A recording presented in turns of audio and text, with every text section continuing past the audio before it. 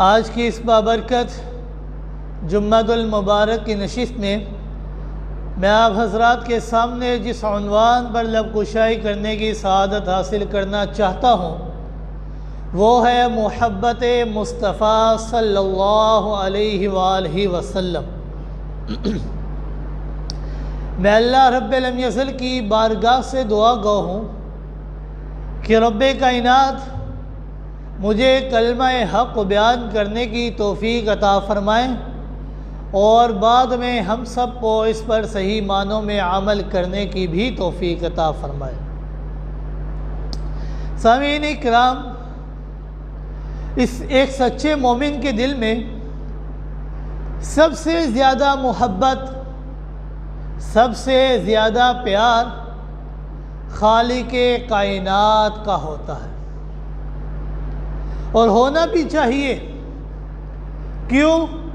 کیونکہ اسی خالق کائنات نے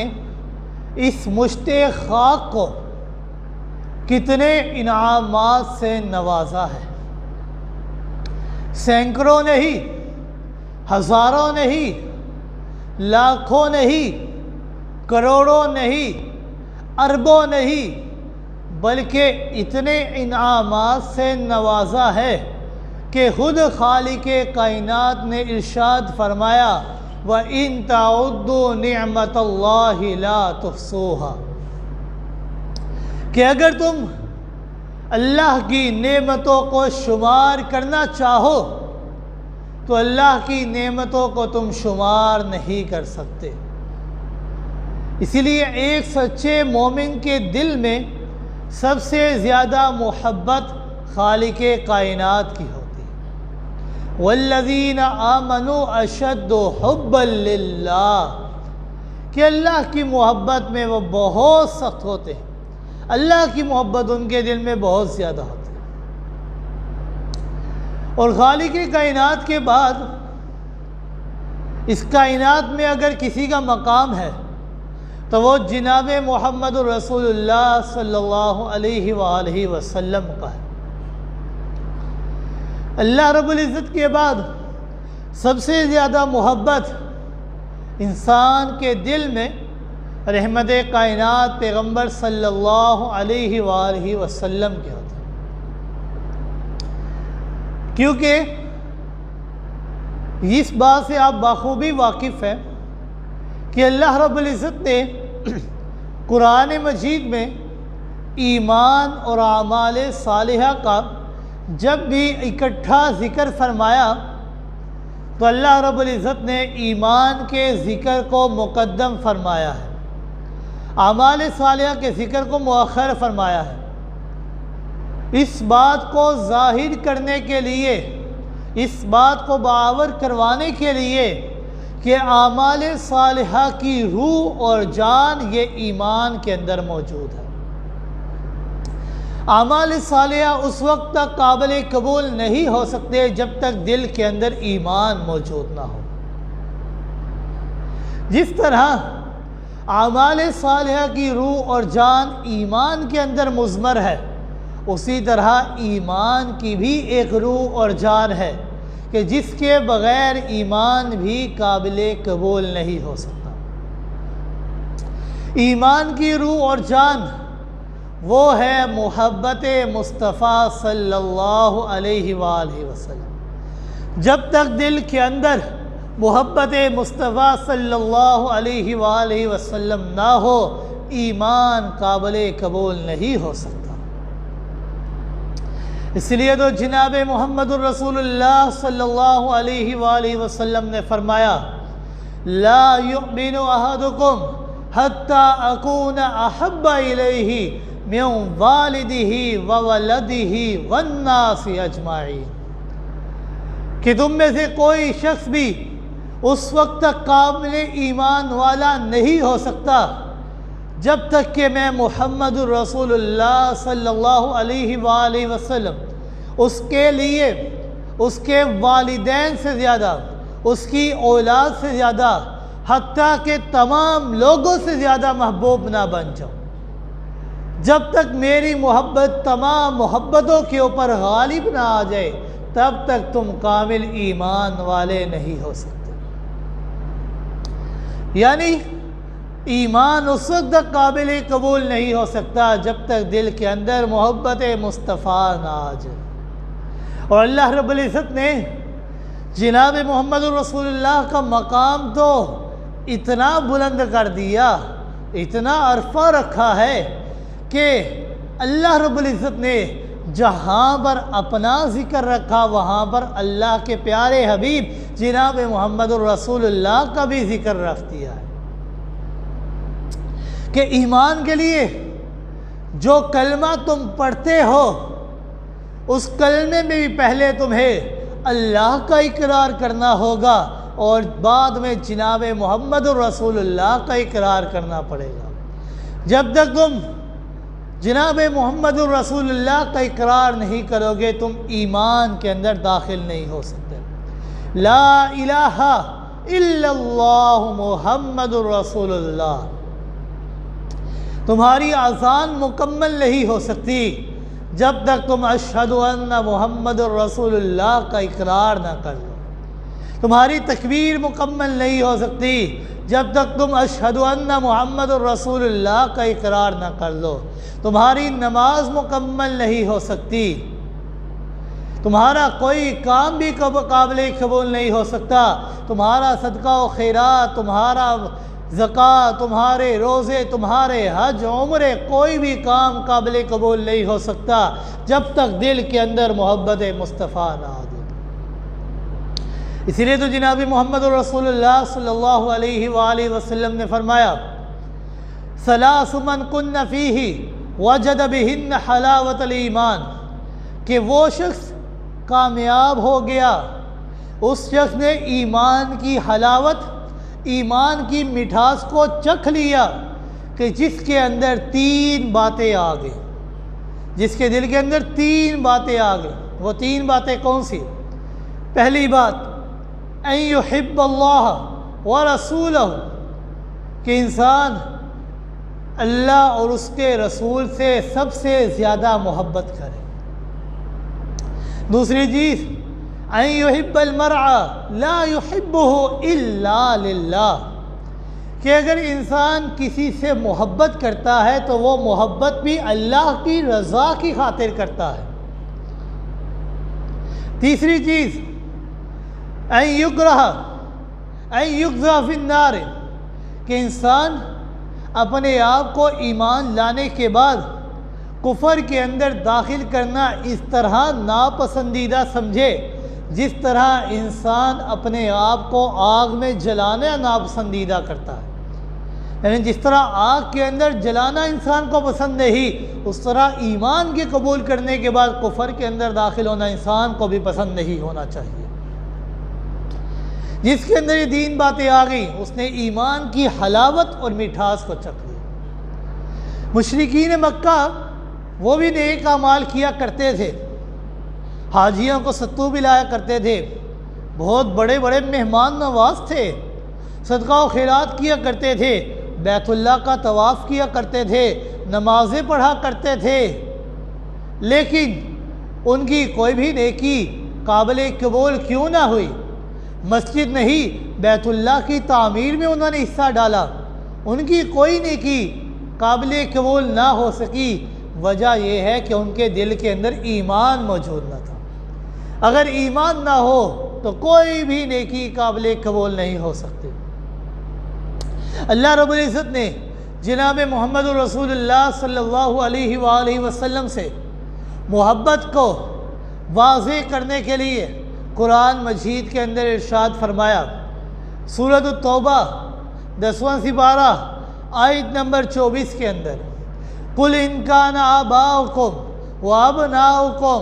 وَإِخْوَانُكُمْ وَأَزْوَاجُكُمْ وَعَشِيرَتُكُمْ وَأَمْوَالٌ اقْتَرَفْتُمُوهَا وَتِجَارَةٌ تَخْشَوْنَ كَسَادَهَا وَمَسَاكِنُ تَرْضَوْنَهَا أَحَبَّ إِلَيْكُم مِّنَ اللَّهِ وَرَسُولِهِ وَجِهَادٍ فِي سَبِيلِهِ فَتَرَبَّصُوا حَتَّى يَأْتِيَ اللَّهُ بِأَمْرِهِ وَاللَّهُ لَا يَهْدِي الْقَوْمَ الْفَاسِقِينَ، کہ اللہ رب العزت نے فرمایا کہ اے میرے محبوب پاک پیغمبر صلی اللہ علیہ وآلہ وسلم آپ اعلان فرما دے۔ کیسا اعلان؟ ان کان آباؤکم، اگر تمہارے والدین اور تمہارے آباء و اجداد، و ابناؤکم اور تمہارے بیٹے، و اخوانکم اور تمہارے بھائی جنہیں تم اپنا بازو سمجھتے ہو، و ازواجکم اور تمہاری رفیقہ حیات، تمہاری بیویاں جنہیں تم نے نکاح کیا ہے، جنہیں تم نے اپنا رفیق حیات بنایا ہے، اپنا رازدار بنایا ہے، جن سے تم سکون حاصل کرتے ہو، وعشیرتکم تمہارا کنبہ قبیلہ، تمہارا حسب و نسب، تمہارا قبیلہ، واموال اقترفتموها اور تمہارا مال جسے تم جمع کر کے رکھتے ہو، سعودیہ میں کمایا، ریال کمائے، یورپ میں یورو کمائے، امریکہ میں ڈالر کمائے، تمہارا مال جسے تم سنبھال کر رکھتے ہو، وہ تجارت تخشون کسادہا اور تمہاری وہ تجارت، تمہاری فیکٹریاں، تمہارا کاروبار جن کے گھٹ جانے سے، نقصان میں آ جانے سے تم ڈرتے رہتے ہو، وہ مساکن ترضونہا اور تمہارے وہ خوبصورت محلات جن کی زیب و زینت کے لیے، جن کی آرائش کے لیے تم لاکھوں روپے خرچ کر دیتے ہو، احب الیکم من اللہ ورسولہ اگر یہ 8 چیزیں تمہیں اللہ سے، ورسولہ اللہ کے رسول سے، وجہاد فی سبیلہ اللہ کی راہ میں جہاد کرنے سے زیادہ محبوب ہے، فتربصوا حتی یاتی اللہ بامرہ تو اللہ کی رحمت کی امید نہ رکھنا بلکہ اللہ کے عذاب کا انتظار کرتے رہنا۔ واللہ لا یہدی القوم الفاسقین اور اللہ فاسق قوم کو کبھی بھی ہدایت نہیں دیتے۔ اس آیت کے اندر اللہ رب العزت نے واضح کر دیا اگر 8 چیزوں کی محبت تمہیں رسول اللہ کی محبت سے زیادہ عزیز ہے تو اللہ کی رحمت کی امید نہ کرنا بلکہ اللہ کے عذاب کی امید کرنا۔ اس کائنات کے اندر جناب محمد الرسول اللہ صلی اللہ علیہ وآلہ وسلم کا ہم پر بہت ہی زیادہ احسان ہے۔ آپ ہی وہ ہستی ہے کہ جن کے ذریعے ہمیں قرآن ملا، آپ ہی وہ ہستی ہیں کہ جن کے ذریعے ہمیں ایمان ملا، آپ ہی ہمارے لیے ذریعہ رشد و ہدایت بنے، آپ ہی وہ ہستی ہیں جنہوں نے ہمیں ضلالت اور گمراہی کی گراہیوں سے باہر نکالا، آپ ہی کی آمد سے قبل انسانیت جہنم کے کنارے پر کھڑی تھی، آپ نے آ کر انہیں جنت کا راستہ دکھا دیا۔ حضور آئے تو سر آفرینش پا گئی دنیا، حضور آئے تو سر آفرینش پا گئی دنیا، اندھیروں سے نکل کر روشنی میں آ گئی دنیا۔ اللہ رب العزت کے بعد اگر انسانوں کے اوپر سب سے زیادہ احسان ہے تو وہ جناب محمد الرسول اللہ صلی اللہ علیہ وآلہ وسلم۔ حضرت انس رضی اللہ تعالیٰ عنہ فرماتے ہیں کہ ہم جناب محمد الرسول اللہ صلی اللہ علیہ وآلہ وسلم کے ہمراہ ایک مجلس میں تشریف فرما تھے۔ ایک صحابی آئے، آ کر سوال کیا اللہ کے رسول صلی اللہ علیہ وآلہ وسلم متی الساعہ قیامت کب واقع ہوگی؟ قیامت کے وقوع کے متعلق سوال کیا۔ جناب محمد الرسول اللہ صلی اللہ علیہ وآلہ وسلم نے فرمایا، اس کے سوال کو بڑا ہی ناگوار سمجھا اور اس سے سوال کیا ما اعددت لہا کہ اے انسان تو قیامت کے وقوع کے متعلق تو مجھ سے سوال کر رہا ہے، پہلے مجھے یہ تو بتا تو نے قیامت کے لیے تیاری کیا کر رکھی ہے؟ تو وہ فرمانے لگے ما اعددت لہا کثیرا من صلاۃ ولا صوم ولا صدقۃ، اللہ کے رسول صلی اللہ علیہ وآلہ وسلم میں نے قیامت کے وقوع کے لیے کوئی خاص تیاری نہیں کی، نہ تو میری نمازیں زیادہ ہے، نہ روزے زیادہ ہے، نہ صدقہ و خیرات زیادہ ہے، ہاں لیکن ایک بات ہے وَلَكِنِّي أُحِبُّ اللَّهَ وَرَسُولَهُ میں اللہ اور اس کے رسول سے محبت کرتا ہوں۔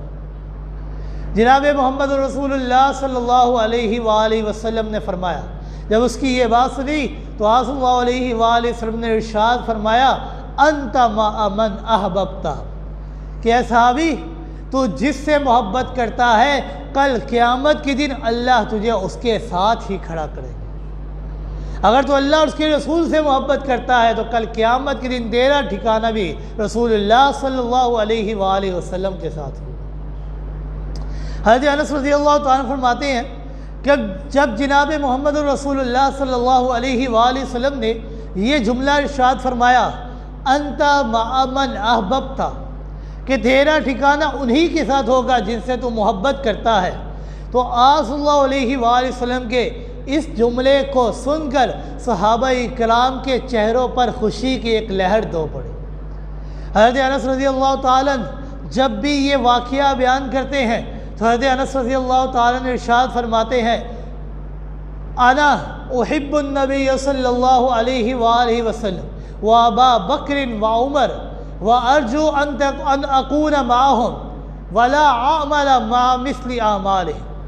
حضرت انس رضی اللہ تعالیٰ فرماتے ہیں کہ میں اللہ، اس کے رسول صلی اللہ علیہ وآلہ وسلم، سیدنا صدیق اکبر اور سیدنا عمر فاروق رضی اللہ تعالیٰ سے محبت رکھتا ہوں، اور میں امید رکھتا ہوں کہ میرا ٹھکانہ ان کے ساتھ ہی ہوگا۔ ولا اعمل مثل اعمالهم، حالانکہ مجھے اس بات کا یقین ہے کہ میرے عمل اور ان کے اعمال میں زمین آسمان کا فرق ہے، میرے اعمال ان کے اعمال کا مقابلہ نہیں کر سکتے، لیکن میں اس بات کا دعوے دار ہوں کہ میں رسول اللہ، سیدنا صدیق اکبر، سیدنا عمر فاروق سے بے پناہ محبت کرتا ہوں۔ اب جو انسان جناب محمد رسول اللہ صلی اللہ علیہ وآلہ وسلم سے محبت کرتا ہے اس کا ایمان اسی وقت مکمل ہوتا ہے۔ اگر دل کے اندر محبت مصطفیٰ نہ ہو تو ایمان قابل قبول نہیں ہو سکتا۔ محبت کا ایک سبب یہ بھی ہے کہ ایک انسان دوسرے کے اوپر احسان کرے، کہ اگر انسان کسی کی مدد کرتا ہے یا احسان کرتا ہے تو انسان اس سے بہت زیادہ محبت کرتا ہے۔ عربی کا ایک جملہ ہے الانسان عبد الاحسان، کہ انسان یہ احسان کا بندہ ہے، کہ اگر کوئی اس کے ساتھ احسان کرتا ہے، پیار کرتا ہے تو انسان اس سے محبت کرتا ہے۔ تو اس کائنات کے اندر سب سے زیادہ احسان مخلوقات میں اگر سب سے زیادہ احسان ہم پر ہے تو وہ جناب محمد رسول اللہ صلی اللہ علیہ وآلہ وسلم کا ہے، کہ اللہ رب العزت نے آپ کے دل میں امت کے لیے بڑی ہی زیادہ رافت و رحمت اور شفقت رکھی ہے۔ عزیز علیہ ما عنتم کا آپ کو مصداق بنایا ہے کہ آپ امت کے لیے امت سے بھی زیادہ فکر مند تھے کہ میری امت کا کیا بنے گا۔ یہی وجہ تھی کہ معراج کے موقع پر جناب محمد رسول اللہ صلی اللہ علیہ وآلہ وسلم نے عرش بری کے 9 چکر لگائے، 50 نمازوں کے تحفے کو کم کروا کر 5 میں تقسیم کیا۔ جناب محمد رسول اللہ صلی اللہ علیہ وآلہ وسلم 50 نمازیں کو تحفے کو لے کر خوشی خوشی نیچے آ رہے تھے۔ جناب موسیٰ علیہ السلام نے فرمایا ان امتک لا تطیق ذلک، کہ آپ کی امت اس بات کی طاقت نہیں رکھ سکے گی اور گناہ گار ہوتی رہے گی، بالوجہ گناہ گار ہوتی رہے گی۔ آپ کی امت 50 نمازیں ادا نہیں کر سکے گی اور بالوجہ گناہ گار ہوتی رہے گی۔ جب امت کا ذکر آیا تو جناب محمد رسول اللہ نے 9 چکر لگائے اور 50 نمازوں کو 5 میں رکھ دیا کہ 5 نمازیں باقی رہیں۔ یہ امت سے محبت ہی تھی کہ جناب محمد رسول اللہ صلی اللہ علیہ وآلہ وسلم نے رمضان المبارک کے مہینے میں صرف 3 دن با جماعت نماز ادا کی، چوتھے دن با جماعت نماز ادا نہ کی۔ وجہ کیا تھی کہ جناب محمد رسول اللہ صلی اللہ علیہ وآلہ وسلم نے فرمایا کہ مجھے امید ہے کہ اگر ہم اس نماز کو با جماعت ادا کرتے رہے تو مجھے اس بات کا خوف ہے کہ اللہ رب العزت اس نماز تراویح کو میری امت کے اوپر فرض کر دے گی اور میری امت اس بات کی طاقت نہیں رکھ سکے گی۔ بھلا وہ نماز اللہ کو پسند کیوں نہ آئے؟ رات کا وقت ہے، جماعت کروائی جا رہی ہے اور نماز کے اندر قرآن کی تلاوت ہو رہی ہے، رمضان المبارک کا مہینہ ہے، قرآن کی تلاوت ہو رہی ہے، صحابہ اکرام جیسی عظیم جماعت مقتدی بنی ہے اور امام الانبیاء جیسے عظیم ہستی امام بنے ہیں، بھلا ایسی نماز اللہ کو پسند کیوں نہ آئے؟ جناب محمد رسول اللہ صلی اللہ علیہ وآلہ وسلم نے چوتھے دن باجماعت نماز ادا نہ کی، فرداً نماز پڑھنے کا حکم دیا کہ اکیلے نماز پڑھو، کیونکہ ہو سکتا ہے میں اور تم اس نماز کو تو ادا کر لے لیکن میری امت اس کی طاقت نہیں رکھ سکے۔ امت کی فکر تھی، اس وجہ سے آپ نے باجماعت نماز ادا نہ کی۔ یہ امت کی فکر ہی ہے کہ جناب محمد رسول اللہ صلی اللہ علیہ وآلہ وسلم نے اپنی اس دعا کو پوشیدہ رکھا، اپنی اس دعا کو نہ مانگا کہ جس دعا کے متعلق رب کائنات نے فرمایا کہ اگر آپ مجھے اس دعا کا واسطہ دے تو میں آپ کی اس دعا کو قبول فرماؤں گا، یعنی خصوصی طور پر آپ کی وہ دعا قبول فرماؤں گا۔ اللہ رب العزت نے تمام انبیاء کو ایک ایک دعا عطا کی کہ آپ اگر اس دعا کا مجھے کہیں گے تو میں آپ کی وہ دعا قبول فرما لوں گا۔ جناب محمد رسول اللہ صلی اللہ علیہ وآلہ وسلم نے فرمایا عجلت، تمام انبیاء نے اس دعا کو مانگنے میں جلدی کر دی اور دنیا میں ہی وہ دعائیں مانگ لی، لیکن جناب محمد رسول اللہ صلی اللہ علیہ وآلہ وسلم نے وہ دعا نہیں مانگی۔ کیا جناب محمد رسول اللہ صلی اللہ علیہ وآلہ وسلم کی حیات طیبہ کے اندر کوئی تکلیفیں نہیں آئیں، کوئی پریشانیاں نہیں آئیں، کوئی مصیبتیں نہیں آئیں کہ جناب محمد رسول اللہ صلی اللہ علیہ وآلہ وسلم وہ دعا کیوں نہ مانگی؟ صرف امت کی خاطر نہ مانگی۔ مکہ کے 13 سالہ زندگی کو دیکھ لیں، آپ کے اوپر کتنی آزمائشیں آئیں، کتنی تکلیفیں آئیں۔ طائف کے سفر کو دیکھ لیجئے کہ آپ کو پتھر مار مار کر آپ کے نالین لہو لہان ہو گئے۔ غزوہ احد کو دیکھ لیں کہ آپ کے ہونٹ مبارک کٹ گئے، آپ کے دندان مبارک شہید ہو گئے، لیکن آپ نے دعا نہ مانگی۔ مدینہ کے 10 سالہ زندگی کو دیکھ لیجئے کہ آپ کے اوپر تکلیفیں نہیں آئیں، تکلیفیں آئیں لیکن آپ نے دعا نہ مانگی۔ آپ کو ساحر، مجنون، کذاب نعوذ باللہ کہا گیا، آپ کی بچیوں کو طلاقیں دلوا دی گئی، آپ کو شیب ابی طالب میں 3 سال قید کر دیا گیا، لیکن جناب محمد رسول اللہ صلی اللہ علیہ وآلہ وسلم نے وہ دعا نہ مانگی۔ کیوں نہ مانگی؟ جناب محمد رسول اللہ صلی اللہ علیہ وآلہ وسلم نے فرمایا اختعت، کہ میں نے اپنی اس دعا کو پوشیدہ رکھا ہے، اس کو پیچھے رکھا ہے کہ کل قیامت کے دن میں اللہ سے اس دعا کو مانگوں گا کہ اللہ رب العزت من مات من امتی لا یشرک باللہ شیئا فہی نائلۃ انشاء اللہ تعالی، کہ میری امت میں سے جو اس حال میں اس دنیا سے جائے گا کہ اس نے اللہ کے ساتھ شرک نہیں کیا تو اللہ رب العزت ایسے بندے کو میری اس دعا کے ذریعے معاف کر دیں گے۔ یعنی آپ صلی اللہ علیہ وسلم نے اپنی اس دعا کو امت کے لیے ہی پوشیدہ رکھا ہے۔ اپنی تکلیفوں کے لیے آپ صلی اللہ علیہ وسلم نے وہ دعا نہ مانگی، لیکن امت کے لیے آپ صلی اللہ علیہ وسلم نے اپنی اس دعا کو پوشیدہ رکھا، مغفرت۔ جب جناب محمد رسول اللہ صلی اللہ علیہ وآلہ وسلم کے ہم پر اتنے احسان ہیں، ہم آپ کے احسانوں کا بدلہ نہیں اتار سکتے، تو ہمیں بھی چاہیے کہ ہماری زبانوں میں صرف اور صرف نعت مصطفیٰ ہو، دل میں محبت مصطفیٰ ہو، اعضاء اور جوارے میں اطاعت مصطفیٰ ہو، تب جا کر ہم سے غلام مصطفیٰ کہلانے کا حقدار بن سکتے۔ اگر ہمارے دل میں محبت مصطفیٰ نہیں ہوگی اور ہماری زبان میں آپ صلی اللہ علیہ وآلہ وسلم کی تعریف نہیں ہوگی، نعت نہیں ہوگی، اعضاء اور جوارے میں اطاعت مصطفیٰ نہ ہوگی، تو ہم آپ صلی اللہ علیہ وآلہ وسلم کے احسانوں کا بدلہ کیسے اتار سکتے ہیں؟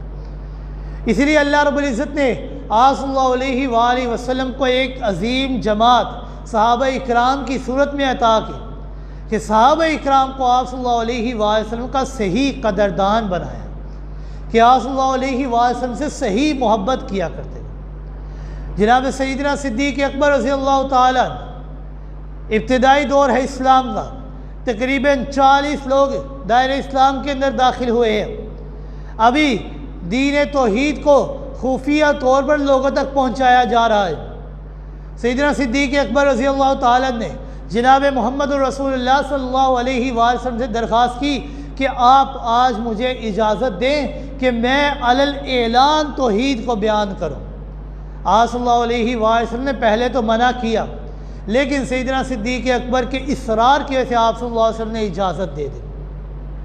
سیدنا صدیق اکبر رضی اللہ تعالیٰ نے کعبہ کے صحن میں قریش مکہ کے سامنے علی الاعلان توحید کو بیان کیا تو قریش مکہ کو توحید سے تو چڑ تھی۔ انہوں نے آنن فانن سیدنا صدیق اکبر رضی اللہ تعالیٰ عنہ کو اور مسلمانوں کو مارنا شروع کر دیا۔ اتنا مارا کہ سیدنا صدیق اکبر رضی اللہ تعالیٰ عنہ بے ہوش ہو گئے۔ سیدنا صدیق اکبر رضی اللہ تعالیٰ عنہ کے قبیلے کے لوگ، بنو تیم کے لوگ آئے، آپ کو ایک چادر میں لپیٹ کر گھر لے کر جاتے ہیں، آپ کو اٹھانے کی کوشش کرتے ہیں، لیکن آپ ان کی بات کا جواب نہیں دے سکتے کیونکہ آپ بے ہوش تھے۔ آپ کا خون کافی نکل چکا تھا، بہہ چکا تھا، آپ نے ان کی بات کا جواب نہ دیا۔ کافی دیر انتظار کرنے کے بعد شام کے وقت جب سیدنا صدیق اکبر رضی اللہ تعالیٰ عنہ ہوش میں آئے، والدین پاس کھڑے ہیں، کنبہ قبیلہ پاس کھڑا ہے، سیدنا صدیق اکبر سے لوگ پوچھتے ہیں کہ آپ کا حال کیسا ہے، آپ کی طبیعت کیسی ہے؟ سیدنا صدیق اکبر رضی اللہ تعالیٰ عنہ فرماتے ہیں کہ میری طبیعت کی فکر چھوڑو، این حبیبی کیف حالہ و صحبہ، میرے حبیب کا حال کیسا ہے، میرے ساتھیوں کا حال کیسا ہے؟ لوگوں نے کہا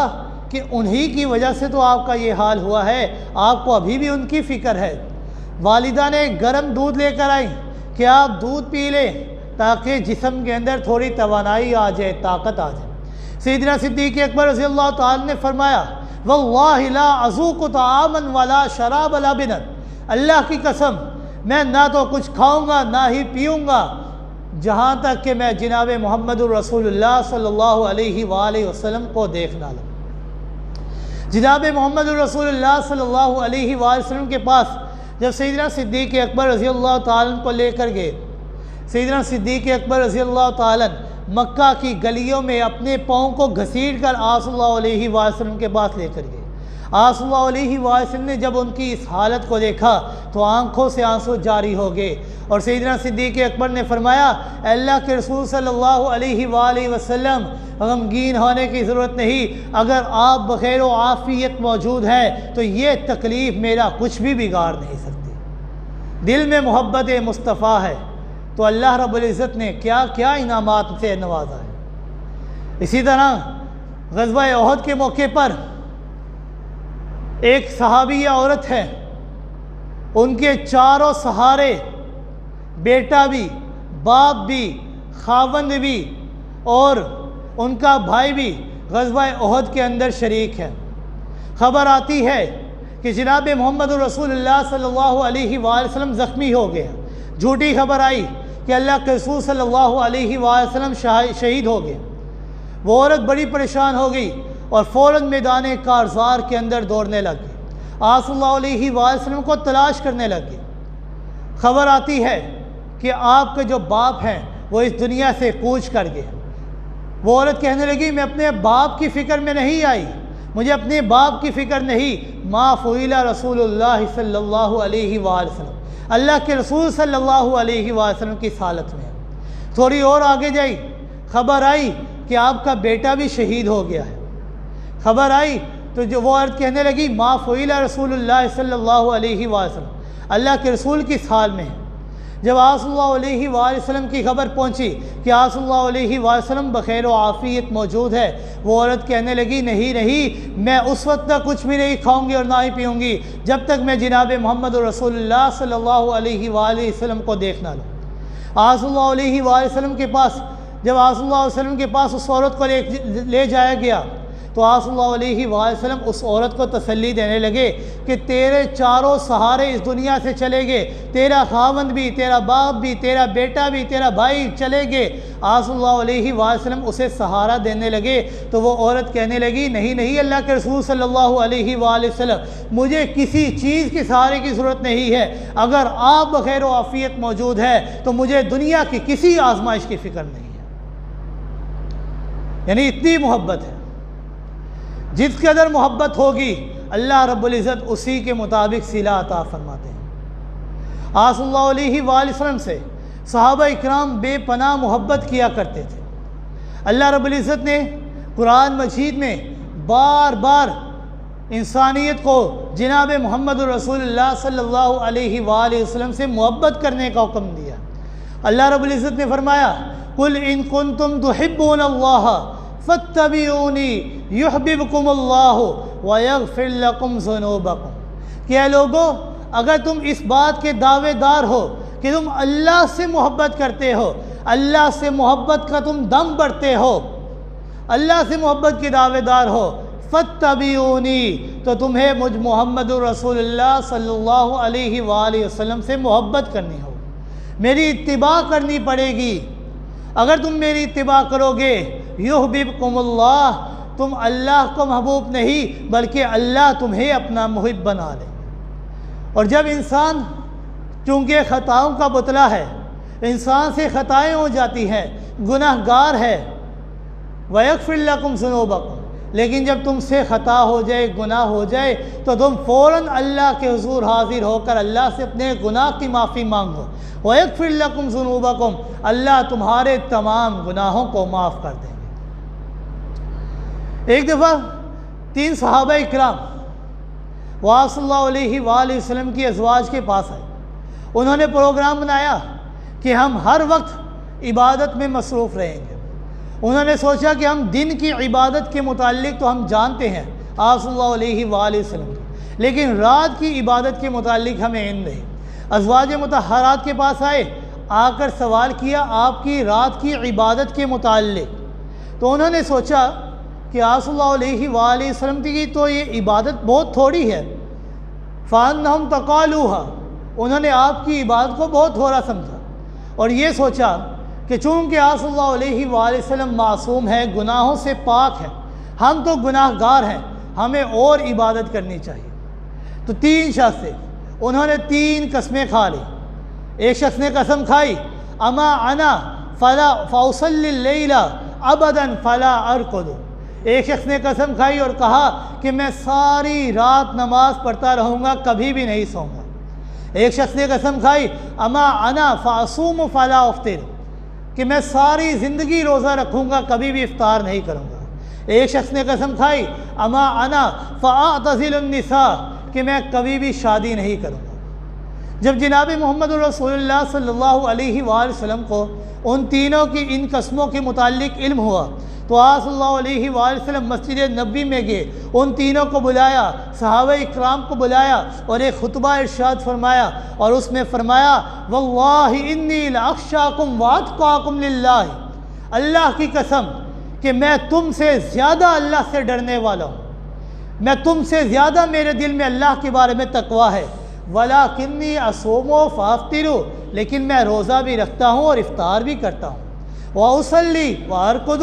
میں نماز بھی پڑھتا ہوں اور نیند سے بیدار بھی ہوتا ہوں، نیند بھی پوری کرتا ہوں، وَأَتَزَوَّجُ النِّسَاء اور میں عورتوں سے شادی بھی کیا کرتا ہوں۔ اور آپ صلی اللہ علیہ وآلہ وسلم نے فرمایا فَمَن رَغِبَ عَن سُنَّتِي فَلَيْسَ مِنِّي کہ جس شخص نے میری سنت سے اعراض کر دیا اس کا تعلق مجھ سے نہیں ہے،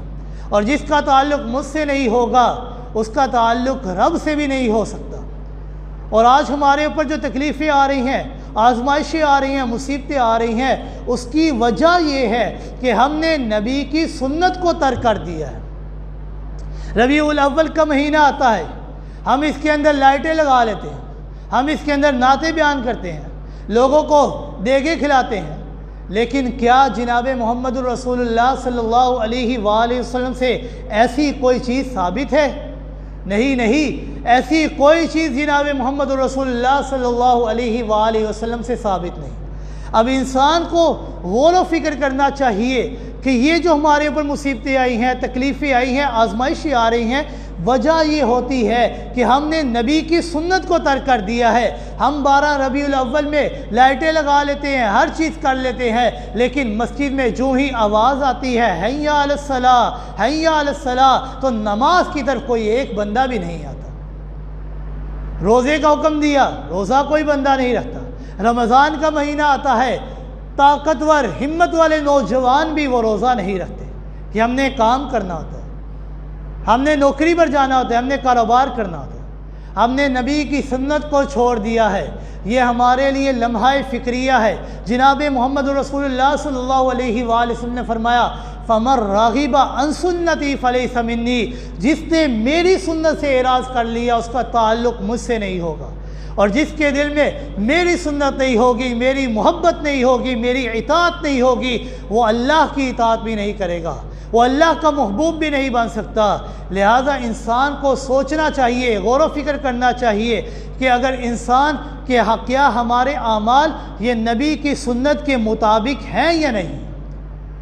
اور اس کے انجام کے متعلق غور و فکر کرنا چاہیے کہ اگر تو ہمارے اعمال نبی کی سنت کے مطابق ہیں تو ٹھیک ہیں، اگر ہمارے اعمال نبی کی سنت کے مطابق نہیں تو یہ غور و فکر کر لے کل قیامت کے دن ہمارا انجام کیا ہوگا۔ لہذا اللہ رب العزت سے دعا ہے کہ اللہ رب العزت ہمیں نبی کی سنت پر اور نبی کی محبت دل کے اندر صحیح معنوں میں رکھنے کی توفیق عطا فرمائے۔ وما علینا الا البلاغ المبین۔